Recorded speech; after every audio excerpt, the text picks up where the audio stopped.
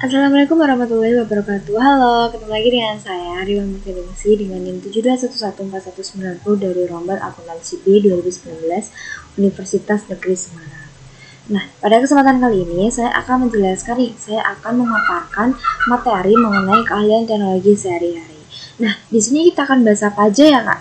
Nah, di sini kita akan bahas untuk yang pertama ada sistem operasi, yang kedua ada peranti lunak aplikasi, yang ketiga ada virus dan spyware, dan yang keempat ada email. Nah, untuk email sendiri ini pasti teman-teman udah nggak asing lagi ya, karena udah sering menggunakan email ini sendiri ya di kehidupan sehari-hari. Nah, untuk yang pertama ada sistem operasi. Sistem operasi itu apa sih, Kak? Jadi sistem operasi ini itu bisa dianggap sebagai program komputer yang menjalankan program lain di komputer Anda. Program ini itu biasanya merupakan suatu peralatan ya untuk memberikan perintah kepada sistem operasi ini. Nah, contohnya itu seperti hard drive dan juga mouse. Program ini memiliki utilitas yaitu program kecil yang mampu menduplikasi file, menginstal peranti lunak aplikasi baru, mengatur tampilan desktop komputer, dan juga yang lain. Nah, jika teman-teman ini mau mengoperasikan sistem operasi ini, maka teman-teman harus paham dulu nih gimana cara menggunakan alat-alat dalam memberikan perintah kepada sistem operasi ini gitu.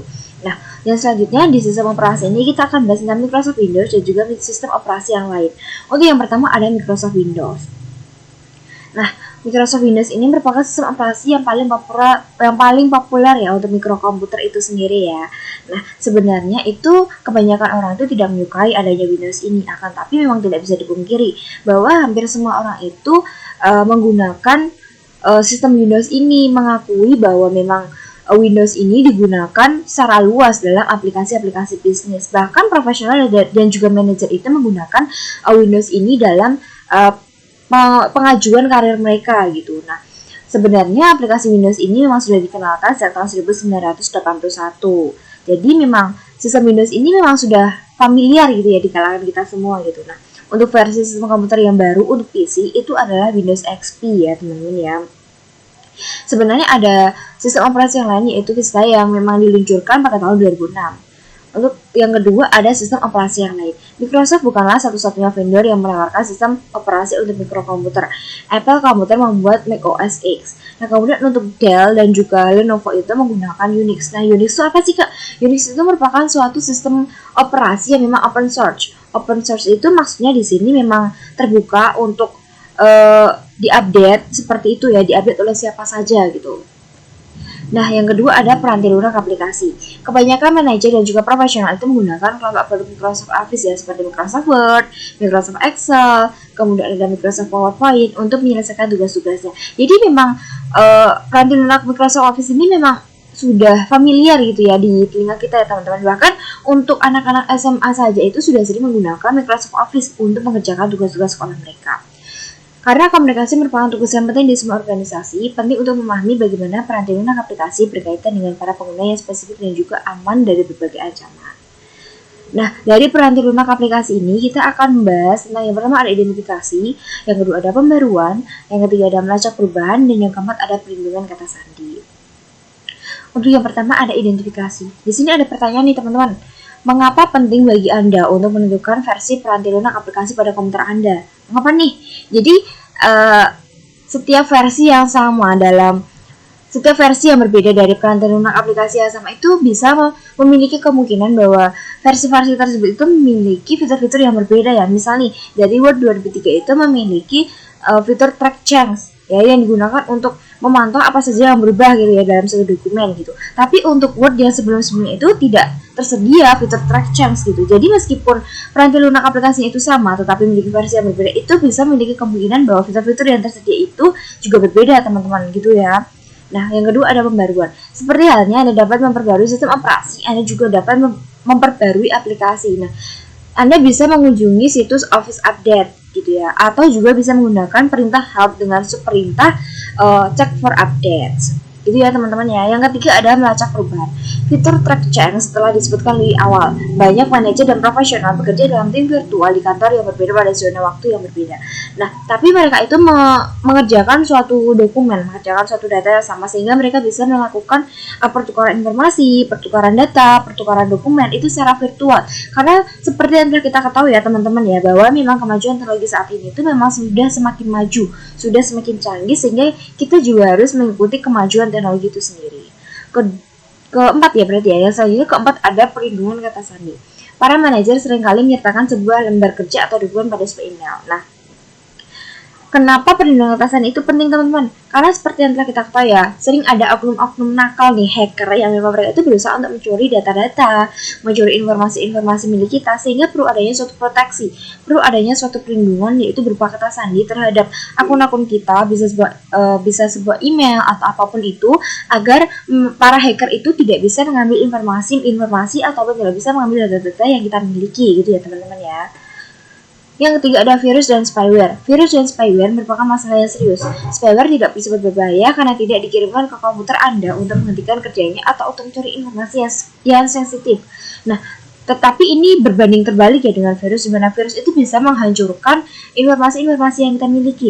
Maka seperti yang telah saya sampaikan sebelumnya, bahwa perlu adanya suatu proteksi, perlu adanya suatu perlindungan terhadap akun-akun kita, gitu ya teman-teman ya. Nah, di virus dan spyware ini kita akan bahas tentang ancaman dan hoax dan juga proteksi. Untuk ancaman dan hoax, organisasi-organisasi yang ternama berusaha keras untuk menjaga agar virus tidak tersebar dari situs web mereka. Anda tidak akan menerima email dari suatu organisasi ternama yang berisikan link untuk memperbarui sistem operasi Anda. Email seperti itu adalah hoax.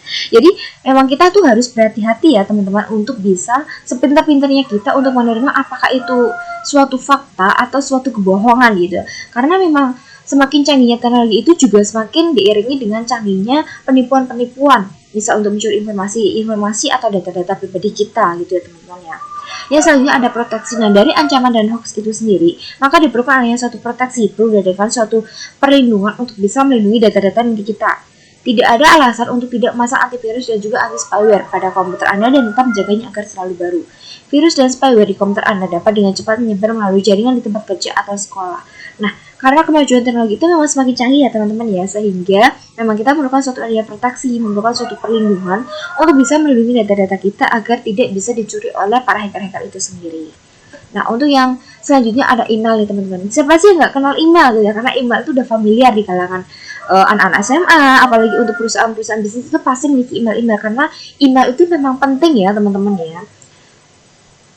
Email amat mudah digunakan, hingga kebanyakan orang tidak terlalu memperhatikan betapa pentingnya aplikasi ini. Email amat penting untuk komunikasi bisnis. Hanya sedikit pengguna yang memanfaatkan semua fitur aplikasi mereka, sehingga mereka tidak menggunakan seluruh potensi email mereka. Nah, karena memang email ini digunakannya itu secara mudah, memang sangat mudah ya teman-teman untuk bisa menggunakan email. Siapa sih yang nggak tahu email gitu ya teman-teman ya? Karena memang email itu sangat penting gitu. Misal nih, sebagai mahasiswa UNES itu pasti memiliki akun Sikado gitu. Nah, untuk bisa login ke akun Sikado itu sendiri, teman-teman harus punya email untuk bisa login ke akun Sikado teman-teman itu sendiri. Sehingga karena memang email itu teramat penting dan email itu teramat mudah digunakan, maka email sering disepelekan gitu ya oleh pengguna-penggunanya gitu. Nah, di email ini kita akan bahas tentang yang pertama ada implikasi di tempat kerja, kemudian etiket email di tempat kerja, dan akun email pribadi. Ini yang pertama ada implikasi di tempat kerja. Hampir setiap email yang pernah Anda kirimkan mungkin tersimpan di suatu tempat. Email melewati banyak server pada perjalanannya, mulai dari pengirim hingga ke penerimanya. Dan sebagian besar dari server ini dibuat cadangannya berulang kali sehingga menyimpan catatan komunikasi email yang panjang. Jadi email ini, pesan-pesan yang kita kirimkan atau yang kita terima itu memiliki waktu yang lama, waktu yang cukup lama untuk bisa tersimpan di email-email kita ya teman-teman ya. Yang selanjutnya ada etiket email di tempat kerja. Kebanyakan orang dapat mengekspresikan dirinya menjadi lebih baik melalui percakapan langsung dibandingkan melalui komunikasi tertulis. Sebagai contoh, ini ada contohnya. Bercanda atau menggunakan ungkapan sarkastik. Ada beberapa hal yang sulit untuk dilakukan oleh banyak orang secara tertulis, namun tidak sulit untuk dilakukan dalam percakapan langsung. Nah, misal nih, kita mau chattingan sama teman kita. Misal entah itu melalui WhatsApp atau email atau pesan SMS atau yang lainnya.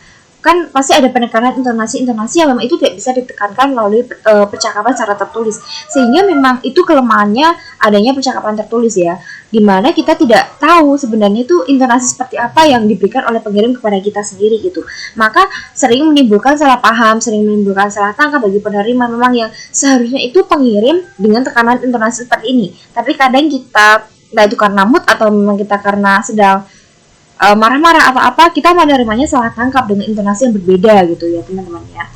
Maka kita harus berhati-hati untuk bisa menerima pesan-pesan yang dikirimkan secara tertulis.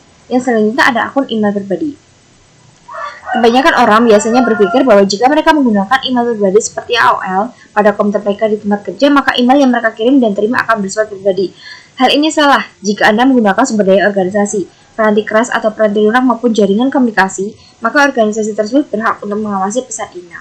Jadi, setiap organisasi itu memiliki kewenangan, memiliki hak untuk bisa melakukan pengawasan terhadap entah itu sumber daya yang dimiliki oleh perusahaan seperti komputer atau jaringan internet. Sehingga untuk teman-teman yang memang ingin mengirimkan email atau pesan-pesan yang sekiranya bersifat pribadi, sebaiknya menggunakan jaringan internet yang Anda bayar sendiri, menggunakan peranti lunak yang Anda beli sendiri gitu ya teman-teman.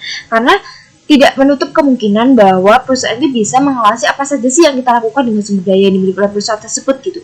Jadi kita perlu berhati-hati karena memang kecanggihan teknologi itu yang sudah semakin canggih ya teman-teman. Maka saya sarankan teman-teman itu sebaiknya menggunakan jaringan internet yang teman-teman punya sendiri, peranti lunak yang memang teman-teman miliki sendiri untuk bisa melakukan komunikasi yang memang sekiranya itu bersifat pribadi gitu ya teman-teman, agar perusahaan tidak mengetahui data-data pribadi, data-data yang menurut kita itu privacy gitu ya teman-teman ya. Nah, sekian yang dapat saya presentasikan, semoga bermanfaat. Akhir kata, wassalamualaikum warahmatullahi wabarakatuh. Jangan lupa di like, bye.